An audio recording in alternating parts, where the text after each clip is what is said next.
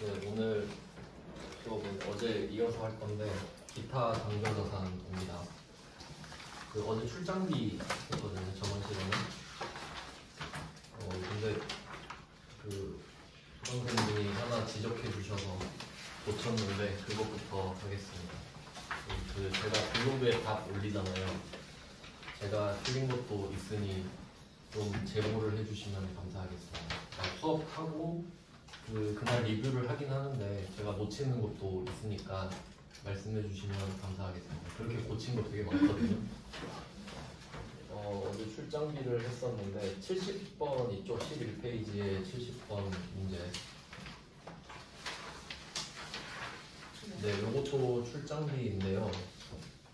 하나 추가된 내용이 있어서 이거를 좀 보겠습니다. 70번 문제는 일단 그 특이한 사항이 선급금으로 처리했다 뭐 이 정도가 되겠죠. 그러니까 가지급금 대신에 그냥 계정 과목만 선급금을 쓴 거예요.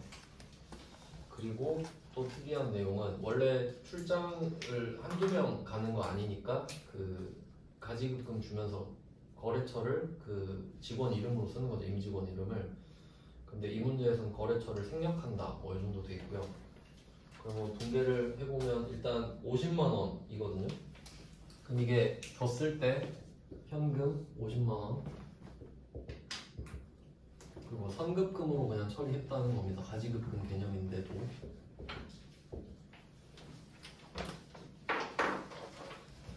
네, 이렇게 했었겠죠. 그리고 오늘 정산을 하는 거예요. 그럼 지금 하는 분계가 답이 되겠습니다. 선급금 50. 거래처는 안 써도 된다고 했으니까 안 쓰면 되겠고요. 그 다음에 이제 내용을 보면은 그 박스 안에 있는 게 돈을 쓰고 온 내용이거든요. 그럼 여기서 KTX 승차권이랑 택시비 같은 건 이제 여비 교통비 확실하죠. 출장 가서 쓴 건데, 근데 거래처 미팅 지시 때 있죠. 이제 요거 때문에 설명을 드릴 건데, 이게 기업 업무 추진비거든요. 계정 과목이. 그러니까 왜냐면 밥을 사줬죠. 직원한테 잘 보이려고 사준 거잖아요. 그러니까 사실 이거를 출장비로 묶어도 되지만 이제 엄밀히 따졌을 때 나중에 비용 처리가 안 되는 것도 있고 막 그렇거든요. 디테일을 따졌을 때 그것 때문에 구분을 하자면 이 30만 원은 그 아까 말씀드린 기업 업무 추진비. 그러니까 옛날엔 접대비였어요. 더 쓰기가 불편해졌네요. 그래서 이 밥 사준 거는 기업 업무 추진비로 뺀다. 그리고 나머지는 하던 대로 여비교통비 이런 식으로 정리를 해주시면 됩니다. 그래서 이것 때문에 이거 제가 빼먹었더라고요. 말씀해 주셨는데 안 오셨네. 그것 때문에 안 오셨나? 근데 아무도 몰랐어요. 아 그쵸. 여러분 모르지만 그러니까 제가 더 빨리 고쳐서 알려드려야 돼요. 그게 위험하거든요. 여러분은 모르니까 저희가 빨리 확인해서 알려드려야 됩니다. 그래서 뭐 나머지는 15만 원이고 5만 원은 또 갖고 왔겠죠. 5만 원 현금. 그래서 요거 때문에 보충 설명. 그 블로그 답도 바꿔놨어요. 고친 거 찾으면 제가 그 맨 위에 수정 날짜를 적어놓거든요. 그 날짜를 참고하시면 돼요. 비교적 최근 거면 좀 정확하다 보시면 돼요. 아니면 좀 댓글이나 말씀해 주시면 되고요. 뭐 나머지는 그렇게 특이한 거 없죠. 71번은 그 조회해야 되는 문제고 세무 1급이고 되게 특이한 문제인데 그냥 넣어놓은 거라서 여러분한테는 상관이 없고요. 적격증빙이 뭐예요? 적격증빙 요거는 그 부가가치세에서 설명 드릴 거라서 일단은 여러분이 모르셔도 될 것 같아요. 괜히 섞이니까 부가가치세랑. 일단은 회계 쪽에 정리를 확실히 해주시면 좋을 것 같고요. 그리고 한 번 또 말씀을 드리자면 우리가 맨 처음에 현금 과부족 했었잖아요. 근데 거기서 안품 문제가 있었는데 그것만 좀 말씀드리고 넘어가겠습니다. 이 페이지인데 이거는 그냥 따로 체크해 보시고 풀어 보시면 됩니다. 굳이 제가 풀어주진 않아도 여러분이 풀 수 있는 거거든요. 이 페이지 보시면 아마 표시가 안 돼 있을 것 같아요. 10번이랑 11번 문제. 전부 다 표시가 안 돼 있죠. 네, 10번, 11번 보시면은 이거는 제가 여러분 지금 몰라요 하고 넘어갔던 거거든요. 이제는 아나 한번 생각해 볼까요? 10번 보시면 외상 매출금 나왔죠. 그때는 안 배웠었잖아요. 그래서 안 풀었었고, 그다음에 11번 보시면 선수금 있죠. 그때 몰랐죠. 그럼 이제 여러분 이거 하면 풀 수 있어야 돼요. 알겠죠? 굳이 풀어드리진 않겠습니다. 여러분 이제 할 수 있으니까 블로그에 답도 있고 개인적으로 한번 풀어보시는 게 안 풀었었으니까 말씀만 드립니다. 자, 그럼 저번 시간에 이어서 출장비를 이제 완전히 끝낸 거고요. 이제 12페이지로 보시면 돼요.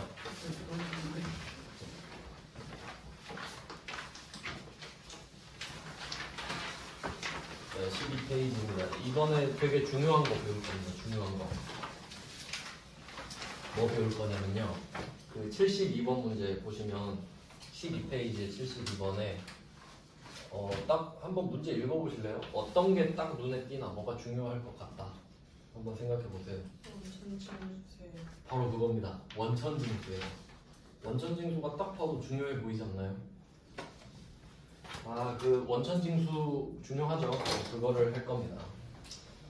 원천징수가 뭔지부터 설명해 드릴게요.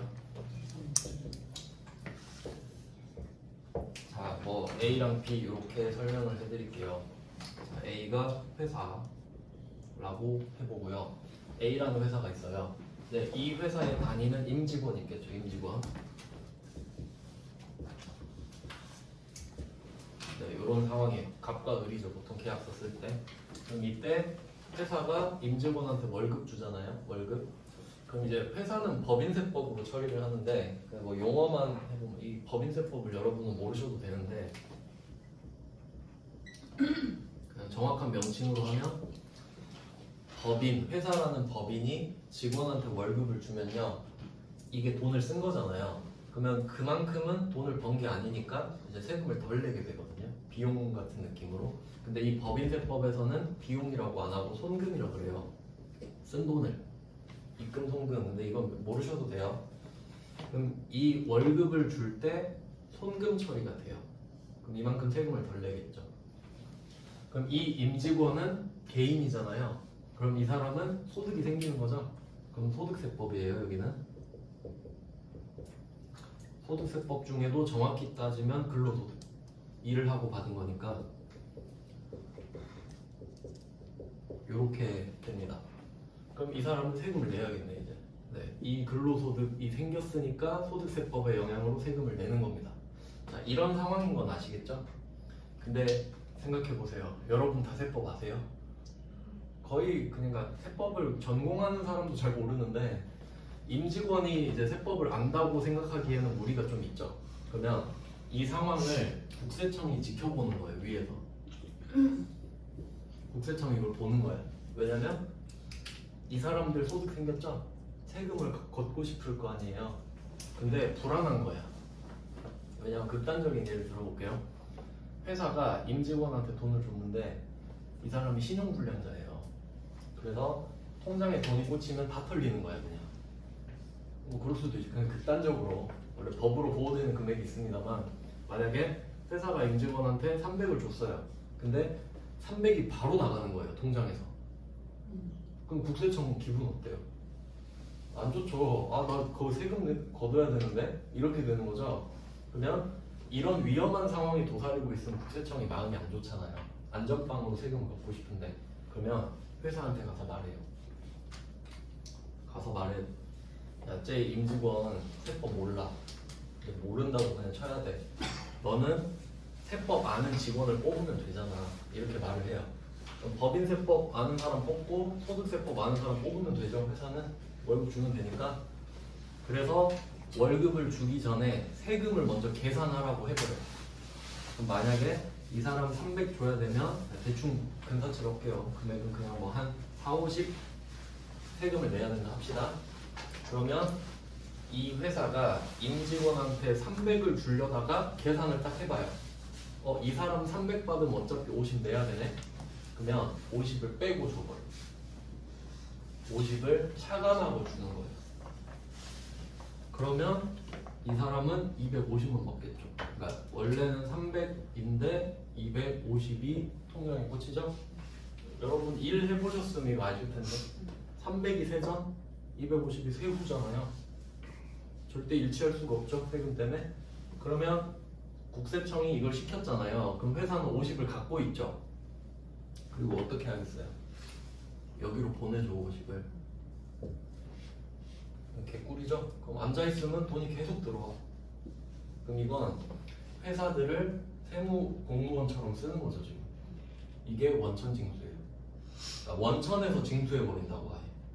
그러면 이 사람이 그 신용 불량자여도 250을 받았잖아요. 다 털려도 국세청은 상관없지 이제. 그러든가 말든가. 이미 자기 거는 확보를 했거든요. 그러니까 이게 안전빵 시스템이다. 이게 원천 징수예요. 아시겠죠? 엄청 중요한 거예요. 여러분이 당하고 있잖아요 지금. 그리고 한 개 더 있어요. 이자 받을 때 예금 적금 가입하시면 요새 한 3-4% 되죠?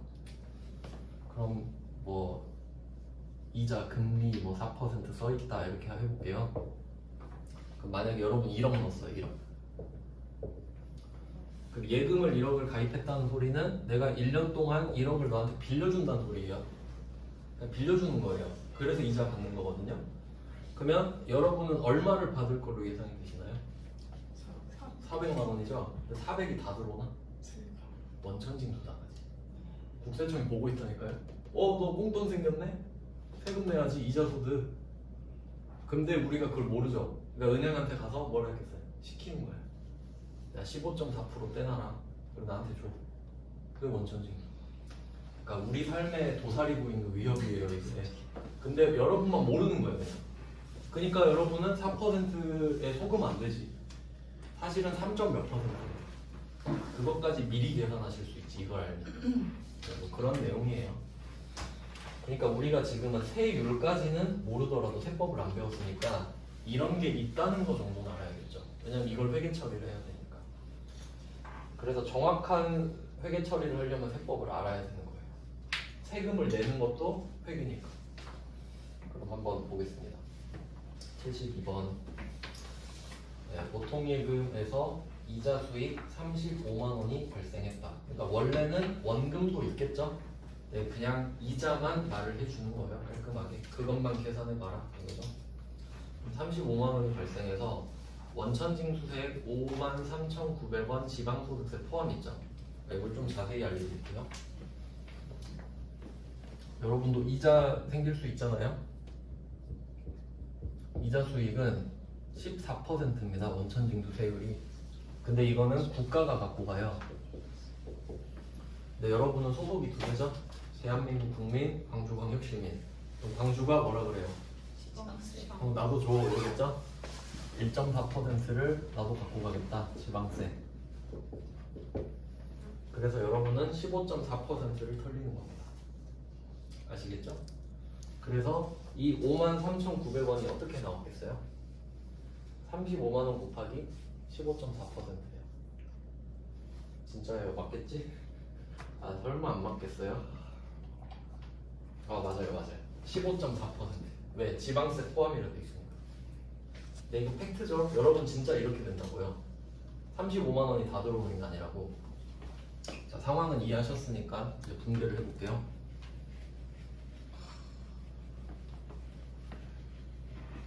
근데 지금은 이제 문제니까 세율을 알려주는데 실제로는 안 알려주고 그냥 실제 상황을 한번 생각해 볼까요?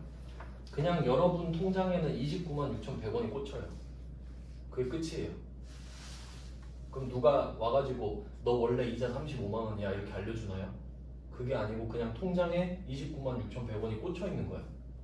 그럼 우리 이거 보고 역추적해서 아 이거 원천징수 15.4% 떼었구나. 그럼 84.6%로 나눠서 총액을 구해서 공개하는 거예요. 알겠죠? 실제 상황 말씀드리는 겁니다. 그렇다 치고 분개하는 거예요 지금. 아무도 35만 원을 알려주지 않아. 구하는 법도 참고로 알아도 돼요.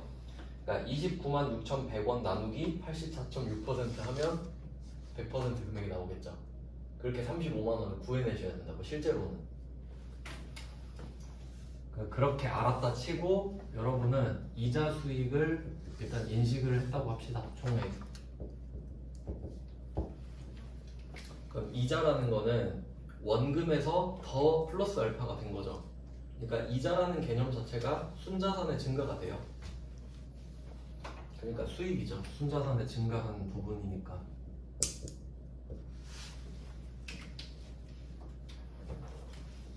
네, 이자 수익 일단 총액을 적었습니다. 100% 금액이에요. 퍼센트까지 참고로 좀 적어볼까요? 우리가 생각했던 100%입니다. 근데 실제로 통장에 꽂혀 있는 거는 29만 6,100원이죠.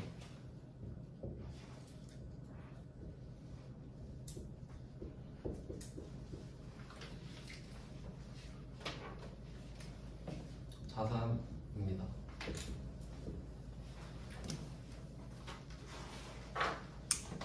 그러니까 여러분은 실제로 이것밖에 확인을 하실 수가 없어요. 통장에서. 근데 이게 몇 퍼센트인 걸 알아야 되죠? 100% 마이너스 14.5%, 15.4%니까 84.6% 맞죠? 그러니까 이게 84.6%구나 이걸 아셔야죠. 실무에서는 15.4% 떼인 거구나. 그럼 역추적해서 100%를 구하신 다음에 이 두 개를 빼면 원천징수 금액이 나오죠. 원래는 그렇게 해야지. 아무도 말해주지 않아요. 얼마 원천징수했는지. 그러면 차액이 나오겠죠. 안 구해도 돼. 맞죠? 어차피 이거 구했으면 두 개 차이는 컴퓨터가 구하겠죠? 그럼 이제 이게 뭐라고 부를 거냐만 알면 되잖아요. 그러면 여기서 정리 하나 할 게 있어요. 아까 제가 원천징수 개념 설명드릴 때 회사가 직원이 낼 세금을 갖고 있다가 내주는 거라 했죠? 회사가 직원 대신에. 근데 지금은 은행이 회사 대신에 갖고 있는 거예요. 지금 좀 바뀌었어요. 그냥 혼동하실까봐. 그러니까 은행이 회사한테 이자를 주잖아요. 근데 이걸 다 주는 게 아니라 84.6%만 주고 밑에 국세청 대기하고 있죠? 얘한테 15.4%를 준다. 이 얘기하는 거죠 지금. 그러니까 우리가 지금 이 상황인 거예요. 그러니까 이거밖에 못 받았지 지금. 그럼 우리 입장에서 뭐라고 생각하냐면 어차피 우리 회사도 법인세 내야 되죠 나중에. 그러니까 이게 번 돈이니까. 그럼 이게 내가 지금 내고 싶어서 낸 건 아닌데 은행이 내 몫을 국세청에 내는 거죠. 그렇잖아요. 내 이름으로 그러니까 은행의 세금이 아니라 내 세금을 은행이 대신 내주는 것 뿐이죠. 그럼 우리는 이 사실을 확인했으니까 이 금액은 내가 세금을 먼저 낸 게 돼요. 내라고 한 적도 없는데 먼저 내버린 거잖아요. 그래서 우리 입장에서 선납세금이라고 해요. 선납세금이라고 합니다. 개정 과목이 그래요. 이름이 그대로입니다. 세금을 낸 거 맞죠 지금? 내 의지는 아니지만. 그리고 이게 자산이에요. 이것도 시험에 잘 나오거든요. 그러면 이 상황을 한마디로 요약하실 줄 알아야 돼요. 공부할 때 정리하려면 지금 원천징수를 당한 거죠. 실제 시험에서 뭐라고 말하냐면 원천징수가 됐다라고 하거든요. 그럼 좀 약간 느낌이 아마 당했다고 해야 좀 느낌이 오죠. 원천징수 당했잖아 지금. 기분 나쁘잖아요. 근데 생각해 보잖아요. 어차피 낼 돈이다 이거. 그러니까 이거 그거랑 좀 연결해 볼까요? 여러분 상황이랑. 다시 돌아가서 뭐랑 연결되냐면요 이게. 이거 월급 줄 때 삥 뜯긴다 그랬죠? 그럼 여러분이 한 달 월급을 받을 때마다 그 못 받는 돈 있잖아요. 그럼 그 회사가 갖고 있거든요 계속. 맞죠? 그럼 여러분 입장에선 그거 선납세금인 거 맞죠? 어차피 세금 내야 되잖아요 여러분. 근데 나는 모르고 그냥 뜯긴 거일 뿐이잖아. 그러니까 만약에 여러분이 회계 처리를 한다면 그 세금 부분을 선납세금으로 회계 처리를 하셔야 돼요. 근데 주로 개인은 안 하니까. 자, 그리고 중요한 게 있습니다. 그 금액을 아까 50으로 했죠. 그러면 50씩 12번 떼이잖아요. 2개월이니까 이렇게 되죠? 그럼 금액이 600이잖아요. 근데 이 50은 어떻게 나온 거냐면 표가 있어요. 그냥 얼마 벌고 가족 몇 명이면 얼마를 떼세요 이렇게 표가 간이세표가 국세청에서 그냥 줘요. 그러면 인사 직원이 그거 보고 얼마 벌고 가족 몇 명이니까 50이네? 50씩 그냥 뜯어가는 거예요. 알겠죠? 그러니까 대충 했죠. 대충 간이세표에 의해서 대충 했잖아요. 그럼 이거는 이제 되게 중요한 패턴이 나오는데 대충 했죠 지금? 대충 했으니까 제대로 한번 해야 되거든요. 그걸 정산이라고 해요. 언제 하지? 연말에 정산하잖아요. 그걸 뭐라 그래? 연말정산. 그러니까 연말정산이에요. 왜 연말정산을 하냐? 역으로 가면 대충 했으니까 제대로 한번 해야 될 거 아니냐. 왜 연말에 제대로 하냐면요, 소득세는 인세거든요. 그러니까 어떤 느낌이냐면 예를 들어 A라는 사람이 있고 B라는 사람이 입사 동기라고 해볼게요. 같은 회사에 같은 부서에 들어갔어요. 그럼 월급 똑같겠죠. 둘이 입사 동기예요. 지금 첫 월급 똑같겠죠. 근데 받는 월급이 달라요. 둘이 가족 사항도 다르고, 그쵸, 부양가족 수 다르고, 카드 얼마 썼는지 다르고, 의료비 얼마 썼는지 다르고, 각각 인적에 대한 사항이 다르거든요. 그런 걸 인세라고 해요. 인적 사항을 고려해서 뜯어가는 세금. 그럼 만약에 A가 부양가족이 뭐 5명 있어요. 처자식 다 먹여 살리고 부모님도 먹여 살려. 근데 B는 싱글이야. 그럼 기본적으로 A가 세금을 덜 내요. 왜냐면 그 세금으로 부양해야 될 거 아니에요. 그런 느낌이거든요. 그러니까 이게 간이세표도 달라지고 하는 거예요. 그럼 어쨌든 A랑 B랑 뭐 어떻게 정산을 하겠죠? 다 막 카드 쓴 거, 의료비 쓴 거 정리하겠죠? 그럼 이때 600을 지금 회사가 킵해놨잖아요. 근데 이 사람 거 제대로 해보니까 만약에 뭐 한 400이 나온 거예요. 이 사람이 1년 동안 번 돈에서 내야 될 세금이 400이었던 거야. 근데 킵해놓은 게 600이죠. 그럼 어떻게 하겠어요? 돌려줘야죠. 먹을 거야 회사가? 200을 돌려주죠. 그러니까 13회 월급이잖아요. 연말정산. 근데 무조건 돌려받나요? 600 걷었는데 700 나올 수도 있잖아요. 그럼 이제 더 내야 돼요. 이제 그게 2월분 월급에서 같이 정리가 돼요. 그러니까 추가로 받거나 추가로 내거나. 그게 원천징수랑 연결되는 거예요. 그러니까 한 달마다 여러분 원천징수 당했잖아요, 월급에서. 근데 그건 대충 떼인 거라 했죠? 그러니까 그걸 연말정산 한 번 해서 다시 돌려주거나 더 내라 그런다. 이렇게까지 연결이 된다 이거지. 그러니까 생각해보세요. 세법 모르면 회계 못하죠. 이 일이 맨날 있는데 난 세법을 모르지만 회계를 하겠어. 그럼 말이 안 되는 거야. 그럼 진짜 시키는 것만 해야 돼요. 그건 의미가 없죠. 그거는 시키는 거 하는 건 초등학생들이에요. 그래서 뭐 연관된 내용을 설명을 해드린 거예요. 그러면 지금 우리는 법인이잖아요. 그럼 이자 떼였죠. 이것도 계속 이자 받을 때마다 쌓여 있을 거 아니에요. 그럼 얘도 정산하겠지. 뭐 그런 개념이에요. 그러니까 선납세금이죠. 일단 미리 냈다. 일단. 그러니까 여러분도 이제 연말 그 월급표 보면서 기분 나쁘지만 선납세금 이렇게 생각하시라고. 어차피 내셔야 되는 거니까. 근데 이자는 없죠. 네, 이렇게 돼요. 그리고 또 중요한 게 있습니다. 이게 되게 많이 틀리거든요. 간단해 보이는데 왜 그러냐면 내가 원천 징수를 할 수도 있어서 그래요. 맞잖아요. 내가 이자만 받습니까? 방금 말씀드린 대로 직원 월급 줄 때는 내가 원천 징수하죠. 그 반대까지 생각해야 되니까. 그러니까 헷갈려. 그러면 원천 징수라는 말이 나왔다고 해서 선납세금인 건 아니네. 내가 당하는 걸 수도 있지만 내가 하는 걸 수도 있으니까. 그러니까 지금 바로 해야 되는 게 은행 입장의 붕괴도 해봐야 되는 거예요. 맞죠? 그래야 바로 대응이 되니까. 그럼 이건 우리 회사고요. 이 이자를 주는 은행 입장 붕괴도 해봅시다. 이제 은행이에요. 자, 그럼 은행은 뭐라고 생각하냐면 오늘 35만 원을 주는 날이네 이 생각하겠죠. 그러면 이자 수익이니까 은행은 이자 비용이에요. 그대로 제로섬입니다. 제로섬. 회계는 되게 단순한 게 A랑 B랑 거래를 하잖아요. 그럼 이 둘이 합치면 0이 돼야 돼요. 무조건. A가 100을 주면 B는 100이 늘어야 된다. 그러니까 제로섬이니까 이자 비용이 35만 원이 될 거예요. 역시 100%죠. 그럼 은행 입장에서는 이 돈이 줄어들 테니까 비용이 되겠죠. 근데 35만 원 다 주나요? 아니죠. 이 돈만 주겠죠. 이 돈만 줬으니까 이 돈만 받았지. 그럼 반대로 말하면 이 돈만 나갔겠죠.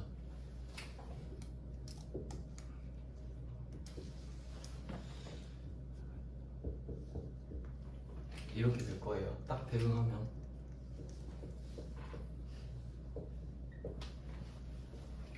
여기까지는 안 어렵죠? 정확하게 반대잖아요. 그리고 이제 얘만 남았죠. 선납세금의 반대만 찾으면 돼요.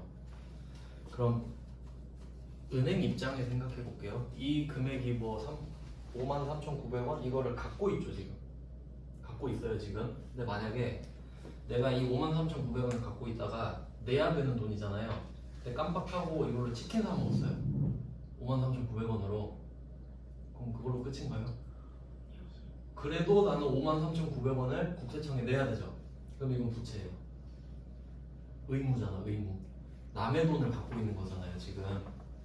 그러면 미리 받아놨다 라고 해서 예수금이라고 합니다. 내주려고 미리 받아놨다. 금액은 뭐 찾을 필요 없죠. 부채입니다.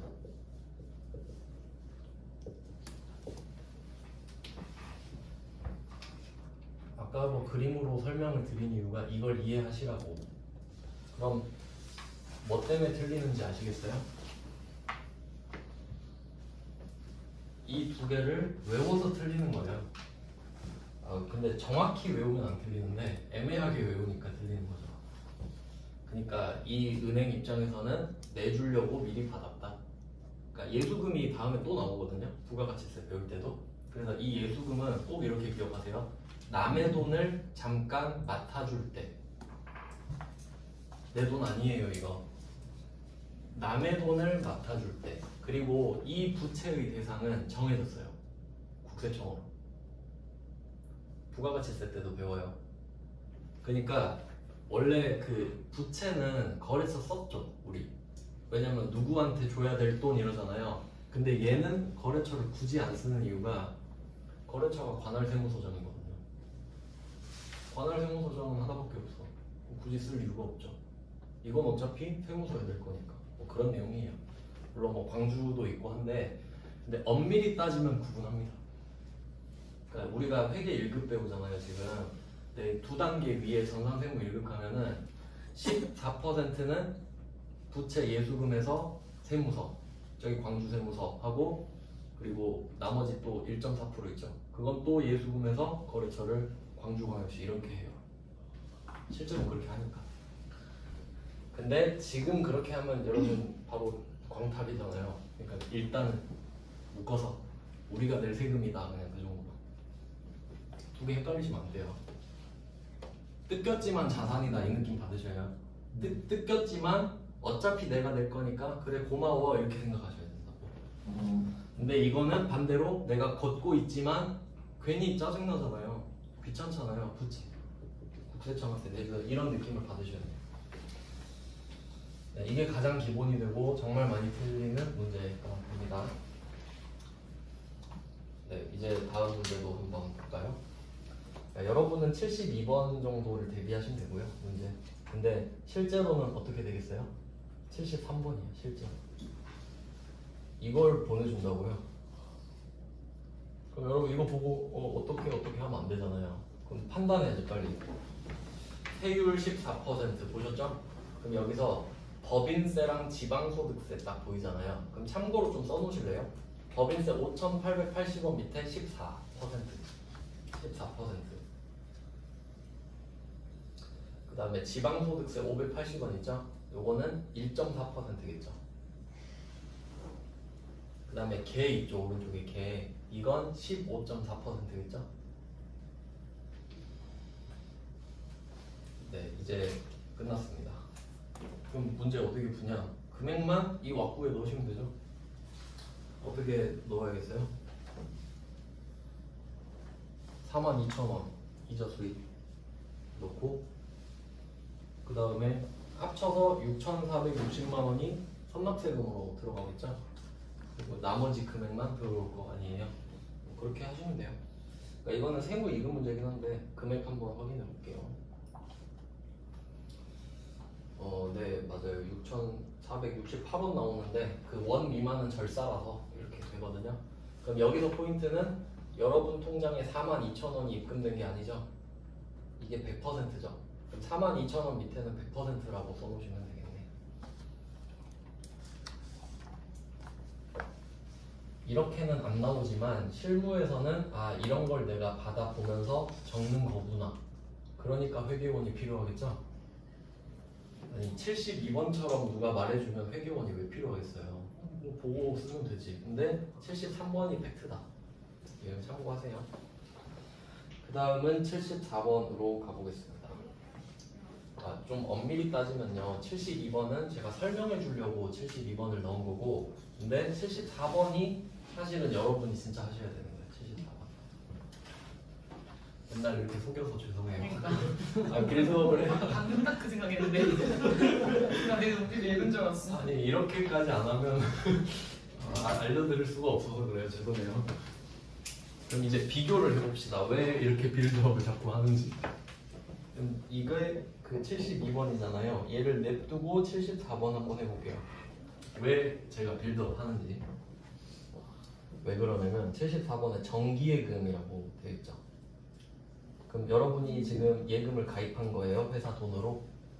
원금이 900, 이자가 100이에요. 뭐 이렇게 딱 떨어지진 않겠지만 그럼 우리가 이거 합쳐서 보통 원리금이라 하잖아요. 원금 이자 합쳐서. 그럼 이걸 받는 거예요 지금. 그럼 제가 이게 처음 분계부터 알려드릴게요. 여러분이 회사 돈으로 회사 명의로 된 정기예금에 가입하는 겁니다. 그러면 보통 예금에서 900만 원이 나갈 겁니다. 그 여러분 실제로 예금 적금 들 때 생각해 보시면 그 여러분 입출금 통장 따로 있죠. 뭐 토스나 카카오뱅크 이런 거 거기서 예금 통장으로 입금되죠. 그러니까 내 통장끼리긴 한데 이제 못 쓰는 돈으로 바뀌죠. 그러니까 보통 예금으로 줄어드는 거예요. 이제 쓸 수 없잖아요. 그리고 그 이름이 정기 예금으로 바뀌는 거죠.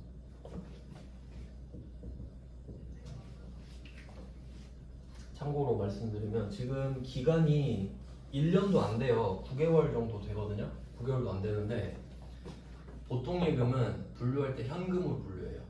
왜? 아무 때나 현금으로 바뀔 수 있죠. 근데 이 정기 예금은 9개월이 지나야 현금으로 바뀌죠. 그럼 얘는 현금이 아니라 단기 금융 상품이라 불러요. 그 앞에서 비슷한 거 배운 거 같지 않아요? 단기 매매 증권?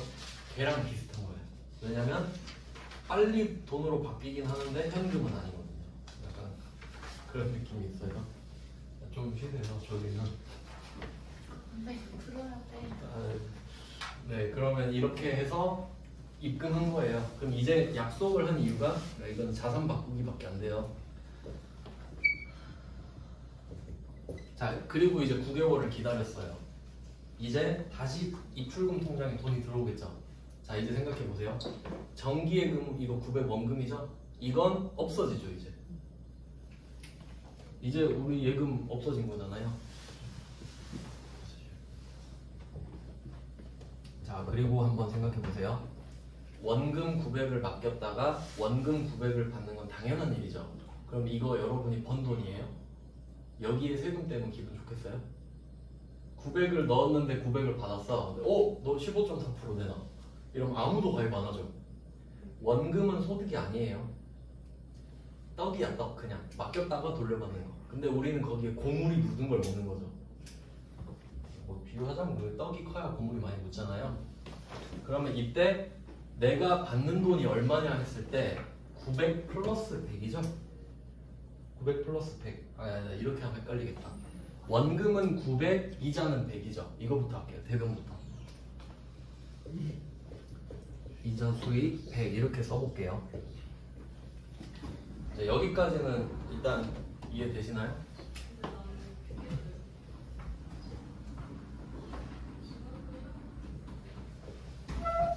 여기까지 되세요? 근데 이제 아시죠? 이자 수익 100이잖아요. 우리 이거 100 다 받아요? 절대 못 받지. 그럼 여기서 15.4%. 왜? 이게 추가 소득이죠. 원금은 소득이 아니고 이자가 소득이잖아요. 900을 맡겼다가 돌려받을 때 100을 더 받잖아요. 그럼 국세청은 얘가 타겟이야. 너 100 벌었네. 100 갖고 와. 15.4% 갖고 와. 이러겠죠? 그래서 일부러 이자를 100만 원으로 한 거예요. 계산하기 편하게. 그럼 이제 어떻게 계산을 할 거냐? 두 개가 섞여 있잖아요. 그럼 여러분이 이 분배를 보시면은 쿨하게 따로따로 하셔야 돼요. 그냥. 그럼 어떻게 할지 볼게요. 이자부터 해볼게요. 이자부터. 그럼 우리가 100만 원을 받는 건 가상의 이제 수익이죠. 100%니까. 근데 15.4%는 쟤가 갖고 가버리겠지. 그걸 뭐라고 생각해요? 아, 쟤가 내 대신에 내 세금 내주고 있구나. 선납세금을 먼저 적는 거죠. 그래야 편해요. 퍼센트도 딱 예쁘게 됐잖아요. 100만 원이니까 15만 4천 원을 딱 적으면 되죠. 그리고 우리는 이거 자산이에요. 어차피 낼 거. 자, 이렇게 이해되셨죠? 여기까지 이 100에서 15만 4천 원 뜯긴 겁니다. 그럼 우리한테 실제로 입금되는 돈은 900 플러스 100 마이너스 15만 4천 원이죠.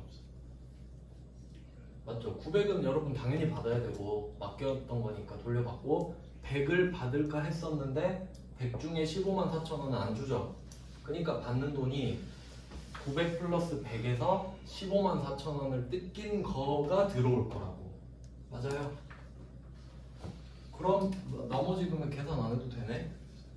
보통 예금 쓰면 되잖아요, 그냥. 그러니까 논리적으로 순서를 알려드리는 거예요. 이렇게 해야 편하다고.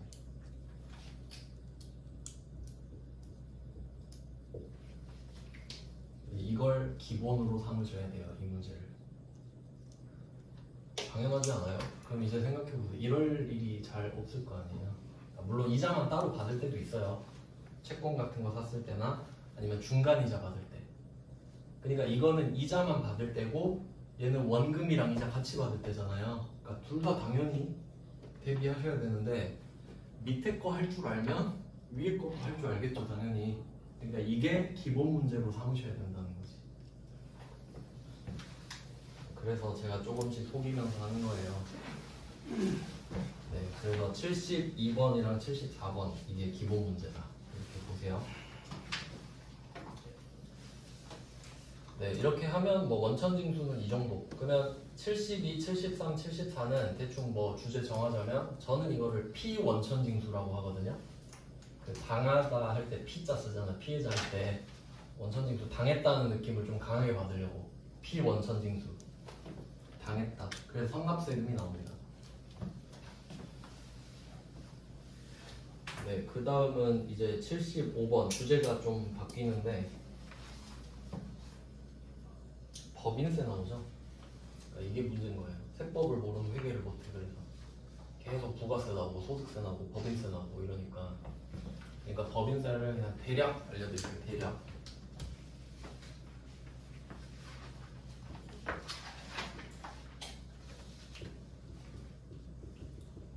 여러분이 법인세가 시험 범위는 아닌데 법인세를 모르면 문제를 못 푸니까. 그럼 세금을 어떻게 걷는지 한번 생각을 해볼게요. 일반적인 경우로 말씀드리겠습니다. 일반적으로는 1월 1일부터 12월 31일까지 회계기준도 같죠. 회계기준도 별일 없으면 1월 1일부터 12월 31일까지로 하거든요. 근데 법인세 과세 기간도 별일 없으면 이렇게 해요. 생각해보세요. 여러분이 회사를 운영하면은 회계 처리도 해야 돼. 법인세도 내야 돼. 근데 이 두 개를 다르게 하면 되겠어요? 괜히 피곤한 일 만드는 거죠. 그러니까 선택을 할 수 있으니까 둘 다 이렇게 선택을 해버려요. 거의 대부분의 회사가.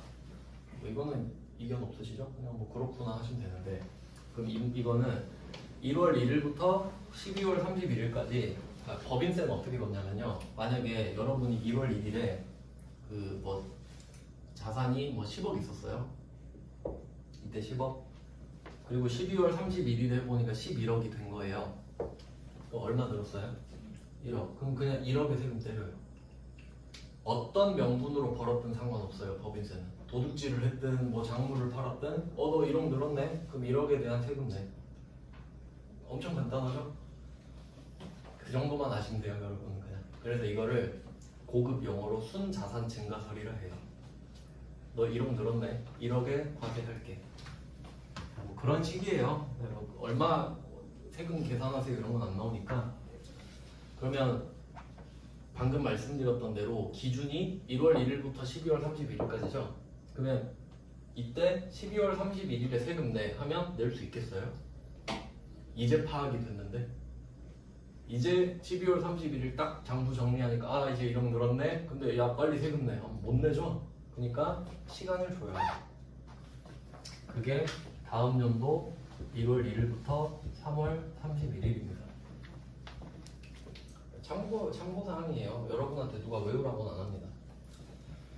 그래서 참고로 말씀을 드리면 그 세무사들의 연간 일정이 어떻게 되냐면 1월부터 7월까지는 없어요. 맨날 야근해야 되거든요. 이유 말씀드릴게요.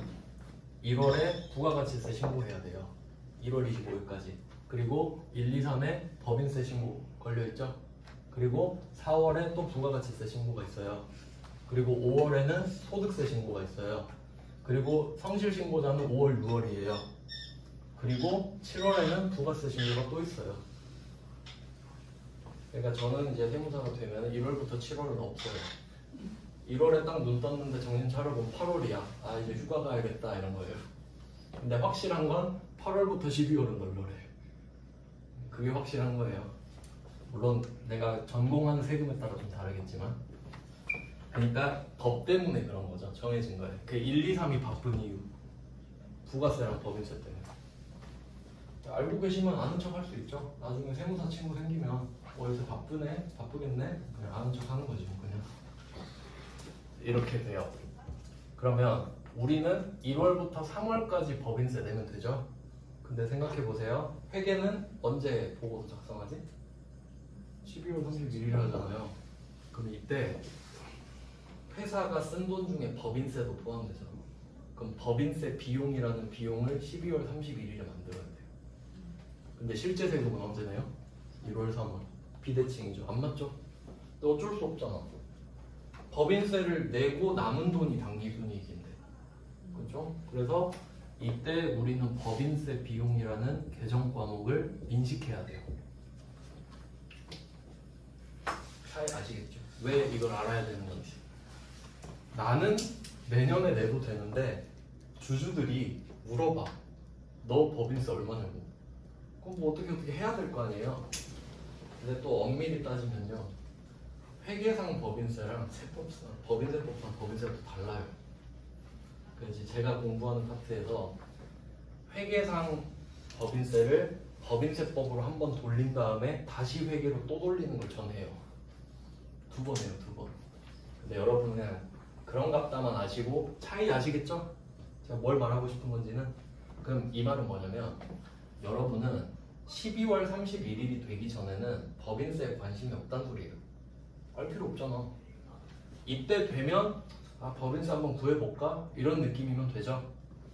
자, 그리고 이제 생각을 해보는 거예요. 지금 우리가 세 문제 봤잖아요. 72, 73, 74 세 문제 봤죠.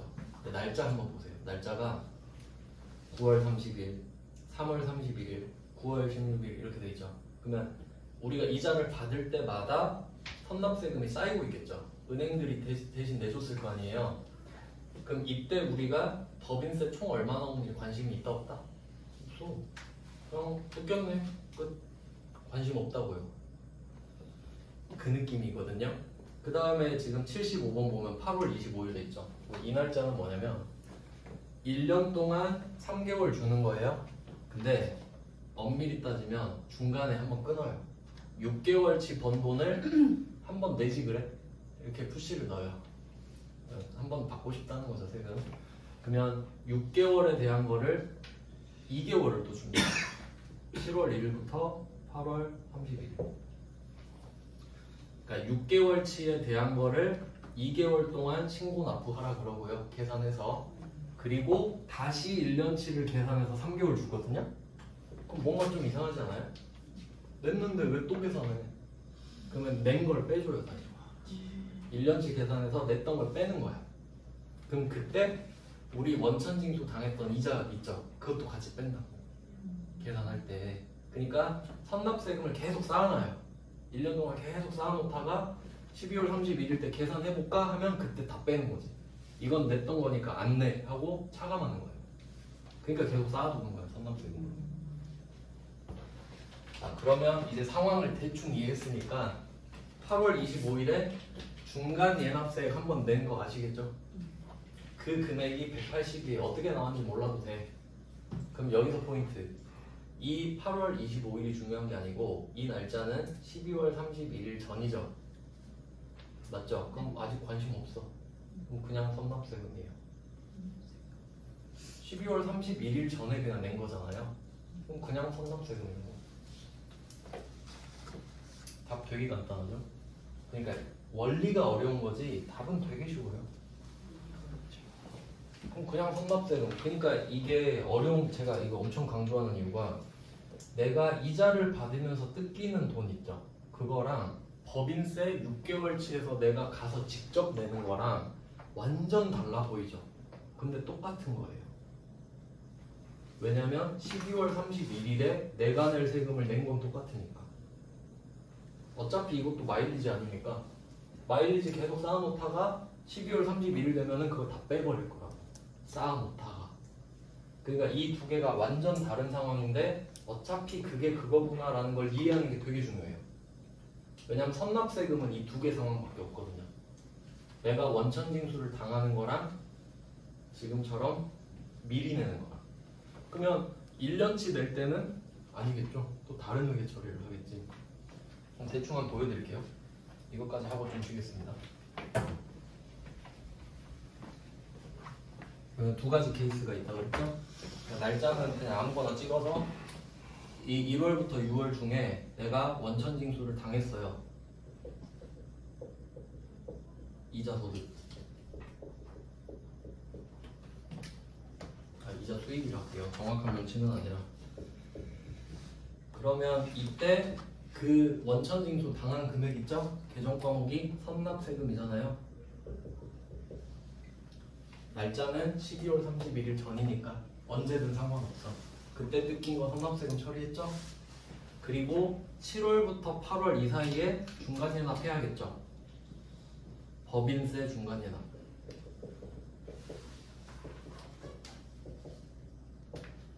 이렇게 되잖아요. 그리고 좀 디테일하게 알아주시면 좋은 게 이게 법인세 중간예납인데 이건 누가 봐도 법인세죠? 근데 그럼 이건 뭔지 생각해 보실래요? 이자 수익이 생겼죠? 근데 우리 법인이죠? 그럼 순자산 증가한 거죠? 그럼 이것도 법인세잖아. 내가 법인이고 내 자산이 증가한 거잖아, 이자가. 그럼 이것도 정확히는 법인세 맞죠?